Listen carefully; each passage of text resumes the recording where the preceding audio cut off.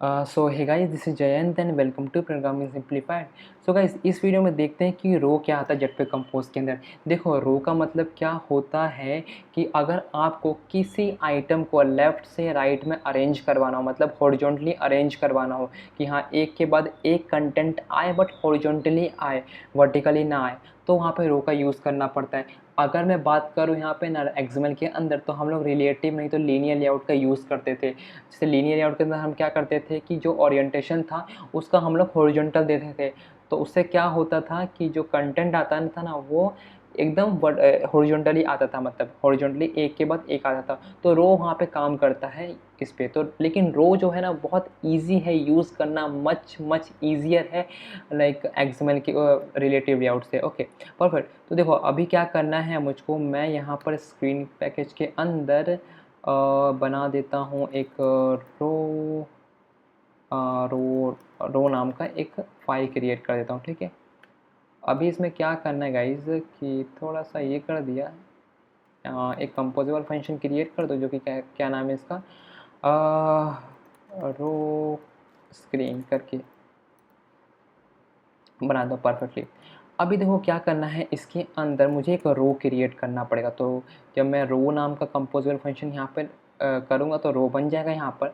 अब देखो, जब मैं रो पे यहाँ पर क्लिक करूँगा ना, तो सेम पैरामीटर लेता है कॉलम की तरह, कुछ इसमें डिफरेंस नहीं होता। बट ये बस अरेंज क्या करता है, यहाँ पे लेफ़्ट टू राइट डेटा को अरेंज करने का काम कर देगा यहाँ पर।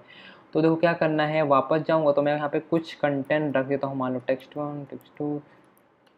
अभी देखो यहाँ पर कर दिया ना, मान लो मैंने 2 लिख दिया, और यहाँ पर आता है 3 एंड यहाँ आता है 4। तो अब देखो, ये जो कंटेंट होंगे ना, कैसे होंगे, लेफ्ट, अगर स्क्रीन को आप इमेजिन कर रहे होगे ना, तो लेफ्ट से राइट में जाओ, एकदम लेफ्ट से राइट में जाओ यहाँ पर। तो इस तरीके से डेटा अरेंज हुए होंगे यहाँ पर। देखो अभी समझे, लेफ्ट से राइट मतलब हे 1 के बाद हे 2 हे 3 हे 4 जो होंगे वो हॉरिजॉन्टली अरेंज हुए होंगे यहाँ पर। परफेक्ट। तो देखो, रो का जो ये मॉडिफिकेशन देना है तो दे सकते हैं, सेम कॉलम की तरह ही काम करता है।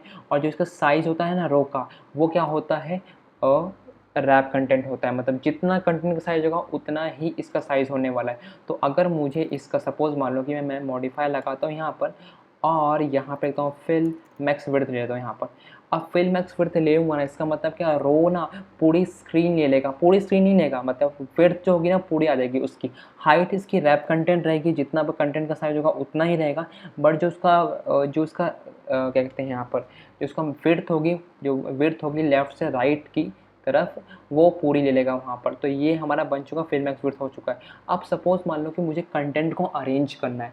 अब देखो, सपोज़ मान लो कि मुझे ना इन चारों के बीच में ना इक्वल स्पेसिंग चाहिए, मतलब इक्वल स्पेस आना चाहिए, समझे, चारों के बीच में। अब देखो, जब भी मैं इसको एप्लीकेशन को रन करूँगा ना, तो ये एक के बाद आए होंगे, मतलब text1 text2 text3 ये आए होंगे। लेकिन मैं चाहता हूँ ना कि तीनों चारों के बीच में इक्वल स्पेस है, तो क्या करना पड़ेगा, कुछ नहीं करना है यहाँ पर। हॉरिजॉन्टल अरेंजमेंट लिखना पड़ेगा, then arrangement dot space evenly. Space evenly का मतलब क्या है कि चारों के बीच में इक्वल स्पेस आ जाएगा यहाँ पर, ठीक है। और भी हमारे पास होते हैं गाइस यहाँ पर, जैसे स्पेस बिटवीन हो गया। स्पेस बिटवीन का मतलब क्या होता है कि चारों में स्पेस आ जाएगा अपने आप ही, ठीक है। पहले आपका हे 1 तो मतलब एकदम स्टार्ट में रहेगा, और जो हे 4 होगा एकदम आखिरी में आ चुका, इसमें इक्वल स्पेसिंग नहीं आएगी यहाँ पर, ठीक है। और आता है कि स्पेस अराउंड होता है, जिसमें क्या होता है कि उनके चारों तरफ स्पेस आ जाएगा यहाँ पर। और भी होता है, जैसे स्टार्ट होता है, तो स्टार्ट तो एक्चुअली में क्या होता है, बाय डिफ़ॉल्ट आता है स्टार्ट अगर देखोगे यहाँ पर जाओगे ना रो के अंदर, यहाँ पर तो रो में गए ना, तो जो जो इसका डिफ़ॉल्ट है वो स्टार्ट है यहाँ पर, ठीक है। स्टार्ट हो चुका है, परफेक्ट। और आएगा इसकी, आई थिंक और तो कुछ करने की इसमें नहीं है यहाँ पर एड। अब सपोज़ मान लो कि जो भी ये कंटेंट लिखा है ना, वो चलो मान लो कि उसको स्पेस हमको बिटवीन दे चुके हैं यहाँ पर, ठीक है। लेकिन मैं चाहता हूँ ना, जो इसका ये जो पूरा कंटेंट है ना, हे 1 हे 2 हे 3, ये पूरा उठ के एकदम स्क्रीन एकदम सेंटर में आ जाए, एकदम बीच में आ जाए। अभी तो क्या होगा, अभी तो वो टॉप पे ही होगा। टॉप पे इसलिए होगा यहाँ पर क्योंकि अगर इसका आप वर्टिकल अलाइनमेंट देखोगे ना, वो टॉप है यहाँ पर, बाय डिफ़ॉल्ट टॉप है। बट सपोज़ मान लो कि मुझे मुझे इसको सेंटर में लेके आना है, तो सेंटर में लाने के लिए क्या करना पड़ेगा, यहाँ वापस आऊँगा, दिया सॉरी यहाँ नहीं, कॉलम इन रो में आना पड़ेगा, रो रोटेटिव में यहाँ आऊँगा, और मुझे देना पड़ेगा वर्टिकल अलाइनमेंट और इसको मानना पड़ेगा, मान लो सेंटर वर्टिकली दूंगा। अब जब मैंने सेंटर वर्टिकली दिया इसका मतलब क्या है, कंटेंट सेंटर में आ जाएगा। बट मैं कहूँगा अभी कंटेंट सेंटर में नहीं आएगा।